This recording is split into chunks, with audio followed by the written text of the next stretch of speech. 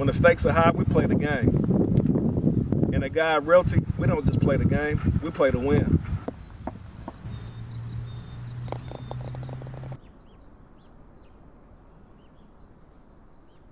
It's Roni Robinson, and I just got to build on something real.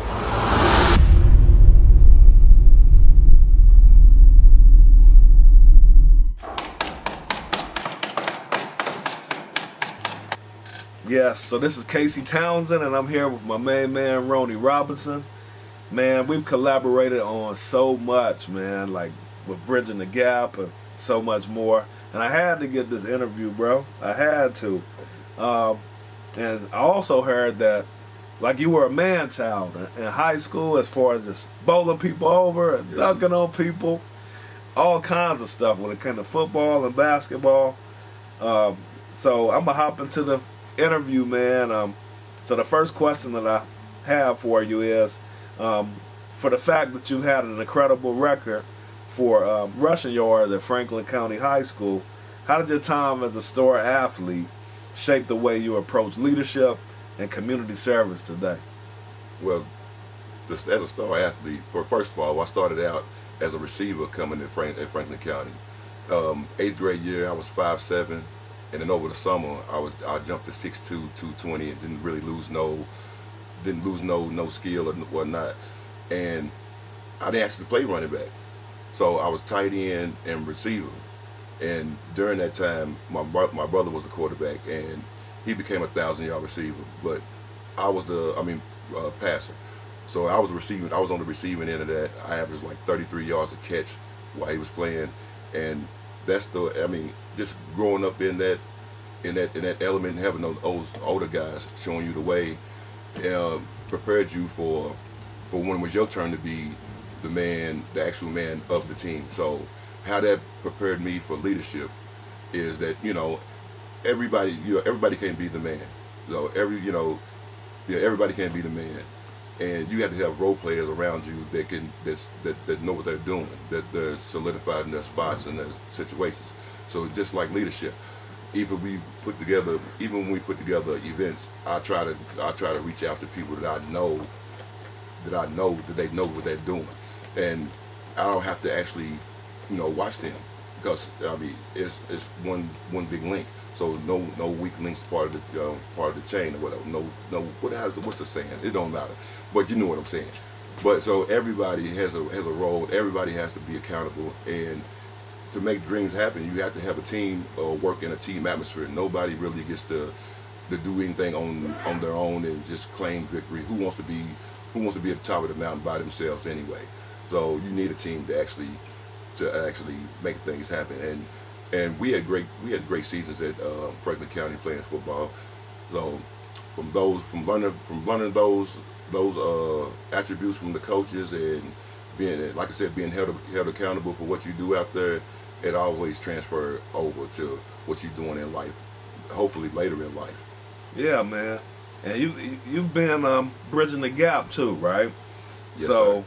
Between the community and collaborating with different partners, being that link to the community, like you were saying earlier. So can you share some success stories from Bridging the Gap and how it has impacted the youth in the community? Well, success stories, we put together plenty of events for the community to come out to support and just doing things different. But what we what we prided ourselves on was actually getting those kids scholarships to go to KSU. So that's our mission as far as Bridging the Gap. So we're a group invested in the growth of Frankfort and Franklin County, and our main focus is youth development and youth empowerment and community development. So that's where you'll find us out doing events such as working with KSU as far as 4-H camp, working with other cities and coming with college tours. We've done a number of things as far as community goes, and sobriety festivals, men's basketball leagues, just something different that nobody in Frankfort is actually doing. But if they are doing it, try to bring it to a different platform to try to make Frankfort a little more wholesome, a place where you want to be. Okay. And you've really been doing that through philanthropy, and so my biggest question is, what inspired you to become so involved in philanthropy, and what are some of the biggest challenges that you faced in raising funds and providing those scholarships? Okay, so what got me into being a philanthropist? It's always been in my blood. I've always helped people. I've always watched my mother help people. I've always helped everybody in my surrounding. They always reached out and looked out for other people. It was never a selfish trait. And I mean, just really just the big boom of bridging the gap as far as philanthropy side or whatnot. I just got tired of just living the same life, doing the same thing, getting the same results.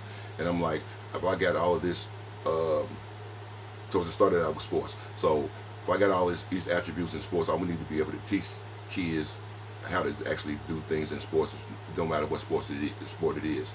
So, and with that, we made the transition to actually bridging the gap. So Just Grind is really where it started at. Just Grind was just overcoming overwhelming obstacles. So every day you got something you got to come over, you got something you got to do, and you just got to just grind. Put your head down and get it done. And then as you steadily grinding, you'll start seeing more followers and more people that think like you, or just things like that. And it's like, philanthropy side, I just like helping people. And the hardest part is really getting out here to ask people to be involved, because you starting with something from the ground, so you don't know how people are going to take it, or if they're going to like it, if they're going to love it. But you got to get out there just to be vulnerable. So I've always went to different places, and I'm constructive criticism, I take it every time, but I don't take it and be mad. I take it to actually grow and learn and try to just grow and learn. And so it's just gotten fun. It's not even, to me, it's not even work. So it's just something that's daily living for me. Yeah. So another question is, a couple of weeks ago, I had my kids down at, I think it was Hoggy's Ice Cream, and when I'm out and about, a lot of the times I see your brand Roni Round Town. Yeah. And so, how has promoting local businesses through Roni Round Town influenced the Frankfurt community, and what kind of feedback have you received from local business owners? Okay, so Roni Round Town is actually an extension of Bridging the Gap. It's our how on how we get things done for Bridging the Gap as far as the philanthropy side, or getting our information out to different audiences. So Roni Round Town uses all kind of creative and innovative ways to actually just get you to stop and think for a second. And it's really called wildfire. I think I've been doing this for about 2 years. So, but it started out at the chicken coop. So it was during COVID, and the numbers was down. So and he didn't have nobody to actually work. So I volunteered my services to come help him work the chicken coop. And after that, it kind of like steamrolled, because the next event was Gigi's Kitchen. So I would help them out during rush hour, and then I stopped for a second. Then one of my homies was like, "Man, whatever happened to that Roni Round Town stuff, man? That was pretty fly." I was like, "For real?" I was like, "Yeah, okay." So I just picked it back up, and then I added like a different element. I said, instead of just highlighting these businesses, let me give the community something to actually just play with. I mean, Roni Round Town is playful. It started out as playful. Anyway, I got a lot of feedback as far as like going to the local football games, to just bringing out the camera, just having people just, hey, just Roni Round Town on my phone one time, Roni Round, because I'm going to be everywhere anyway. Today's highlight is brought to you by Bridging the Gap, a 501c3 vested in the growth of Frankfurt and Franklin County. We believe in youth empowerment and community development. Also follow us on Roni Round Town on Facebook, on Instagram, and be on the lookout for our third Turkey Extravaganza happening November the 15th at the Monte Carlo venue. Talk to you soon. So, and it's just steamrolled, and now the kids have caught on to it. So when I be out in town, a lot of kids be like, "Hey, Mom, it's Roni Round Town." And it's shocking to me. It's kind of like, I don't know, I'm getting goosebumps now, because I know that the kids actually love just the playfulness of it. And as far as like businesses, Roni Round Town, we highlight businesses, but we also will consult with businesses. We'll come up with marketing strategies, strategic planning, and this is something that we offer small business nonprofit and anybody looking to get into any kind of sector or do anything in this town anyway. Okay. Okay. So, your future vision, right? Because like you, I've known you for, I want to say about at least 4 or 5 years, pretty much since I moved to Frankfurt. Yeah. And so, where do you see bridging the gap in your other initiatives in the next 5 years, and what goals are you aiming towards? So, the next 5 years, I see bridging the gap as, well, we don't compete with anybody, but we want to be the top of mind nonprofit community organization that you think of first when it comes to anything that happens here in Frankfurt, as far as like is grand openings, anybody doing anything in the city. We want to be that go-to to help to actually help you and assist you in making your dream further and or better. But our goal is actually to get 5 to 10 kids to go to KSU through our work throughout the year. So we want to be able to give scholarships to those 5 to 10 kids. So basically, we started doing that with Anian Jones. He was our first scholarship award winner, and now he's the class sophomore. He represents the sophomore class at KSU. Our next scholarship award winner was Layla Reynolds, and she has already graduated from KSU with an associate's in high school. So we want to try to be able to keep those standards up for the kids that's coming. We want to be able to provide whatever's necessary to make sure that they're successful, and we just want to keep building, reaching out and reaching out to us for everything not everything, but anything that you could possibly think of. Okay. And I guess one last question I have, that's just kind of like a bonus question, is when did you know? Because a lot of people, I didn't even realize it. I didn't even catch on to it. But Roni Robinson is your nephew. Right. And so my question is, when did you know that Roni Robinson was going to be in the NFL? Ooh, that's a good one. When did I know Roni was going to be in the NFL? All right, picture it. He was about seven. And if anybody knows anything about the Turkey Bowl, it's in Louisville, and outsiders are really not welcome. And during that time, it was crazy. It was crazy. So it was a lot of we'll say politics. There's a lot of politics involved. So because normally it's a Louisville thing, and everybody in Louisville knows that the Turkey Bowl is a Louisville thing. For you to bring a Frankfurt team outside to actually play in that bowl, you have to be good. Your team has to be good, or some other stuff has to happen. But anyway, we played. I forget what team it was. Well, I was the assistant coach. My brother was the head coach, and we know we got this back.